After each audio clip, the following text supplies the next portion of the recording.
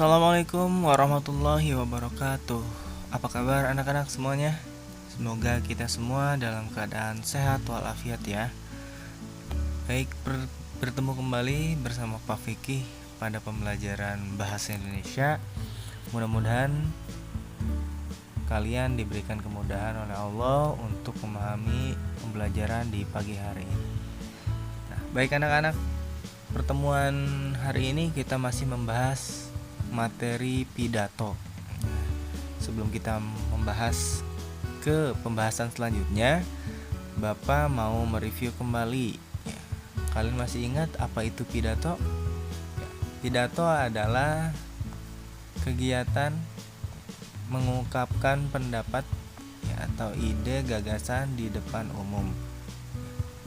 Biasanya pidato itu bersifat satu arah. Artinya hanya orang yang berpidato saja yang berbicara, sedangkan yang lainnya mendengarkan. Kemarin kita belajar tentang struktur pidato juga. Struktur pidato juga ada berapa? Iya, ada 3. Struktur pidato terdiri dari 3 bagian. Yang pertama ada bagian pembuka, bagian isi, dan bagian penutup. Bagian pembuka itu terdiri dari 3 bagian. Ada salam pembuka, kemudian ada juga ucapan penghormatan, kemudian dan ucapan syukur. Itu bagian pembuka. Sedangkan bagian isi berisi tentang penjelasan dan informasi yang disampaikan oleh orator. Kemudian bagian penutup itu terdiri dari kesimpulan, kemudian permohonan maaf, dan salam penutup. Nah, baik, kemarin juga kalian sudah mengidentifikasi, memisahkan mencari bagian-bagian dari pidato yang sesuai dengan strukturnya. Nah, kemarin kalian sudah bagus ya. Sudah bisa memisahkan bagian-bagian pidato, mana bagian pembuka, bagian isi, dan bagian penutup. Baik, pada kesempatan pagi hari ini kita akan melanjutkan materinya. Baik, hari ini kita akan belajar tentang hal-hal yang harus diperhatikan dalam berpidato. Nah, sebagai orator orator, orang yang berpidato, itu kita harus memperhatikan beberapa hal. Nah, apa saja sih yang harus diperhatikan ketika berpidato? Nah, di sini ada kurang lebih ada 7 ya. Ada 7 poin yang harus diperhatikan ketika kita berpidato. Yang pertama adalah penguasaan materi. Penguasaan materi itu apa?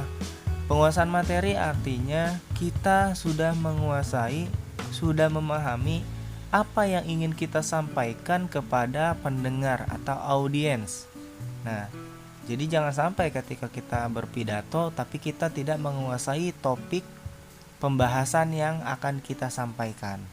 Nah, kalau kita tidak paham, yang ada nanti kita akan kebingungan ketika berpidato, dan kita juga kurang dipercaya ketika berpidato. Jadi orang-orang atau audiensnya tidak akan mempercayai apa yang kita bicarakan. Baik. Yang kedua, berpenampilan menarik. Nah, berpenampilan menarik artinya gimana?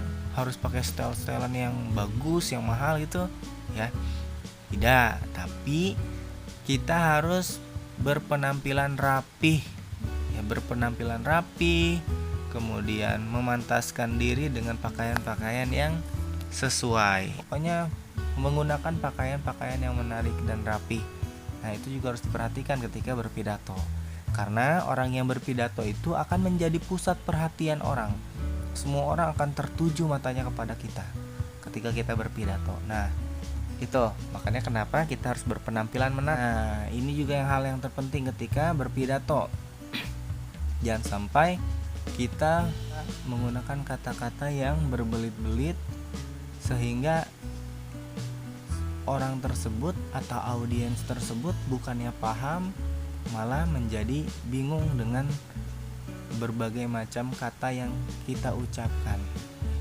Jadi pidato yang baik itu harus singkat, padat dan jelas. Artinya tujuannya jelas, bahasan juga mudah dimengerti gitu.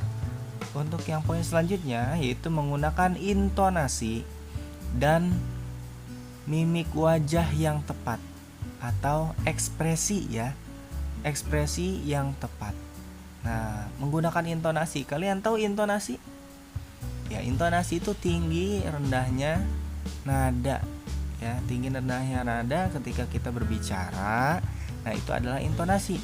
Contoh, ketika kita menggunakan kalimat tanya ya, kita harus menggunakan intonasi tanya. Jadi kita harus menggunakan intonasi yang tepat. Sehingga makna atau pesan yang kita sampaikan pada kalimat tersebut itu tersampaikan kepada audiens atau pendengar. Dan menggunakan gestur, ya, ekspresi wajah yang tepat. Nah, ketika kita semangat, otomatis ya wajah kita menunjukkan gestur yang semangat.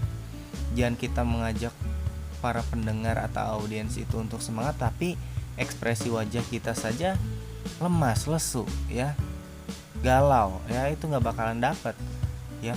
Orang-orang yang diajak bicara dengan kita tidak akan bersemangat kalau kitanya juga menunjukkan ekspresi yang tidak semangat, gitu. Kemudian selanjutnya, ya, menggunakan gerak tubuh yang wajar. Ya, mungkin kalau kalian memperhatikan orang yang berpidato itu tangannya itu ya mengepal ke atas, ada juga yang ke kanan, ke kiri, ya, maju dan mundur, ya. Nah, itu adalah salah satu bentuk gestur tubuh. Tapi tidak boleh berlebihan. Ketika orang berpidato ya, gerakannya misalnya hiperaktif. Jadi ketika sedang berpidato, hiperaktif. Yang ada malah tidak sesuai nanti dengan apa yang disampaikan jika gestur badannya, ya, gerak tubuhnya terlalu berlebihan. Ya, kalau ibarat kata kalau orang sekarang terlalu lebay, ya, nggak boleh seperti itu ketika berpidato, yang wajar saja. Kemudian menggunakan bahasa yang baik. Nah, ini juga nih tadi sudah dibahas juga. Bahasa yang baik itu maksudnya gimana? Bahasa yang mudah dimengerti oleh pendengar, oleh audiens, ya.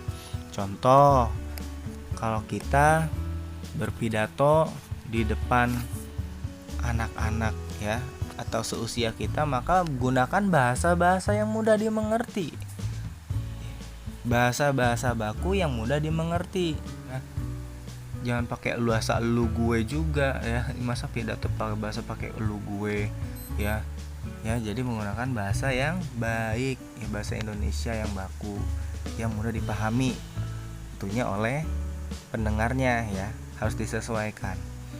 Kemudian yang ketujuh, jangan terpaku dengan teks. Nah, ini ada kaitannya dengan penguasaan materi, ya.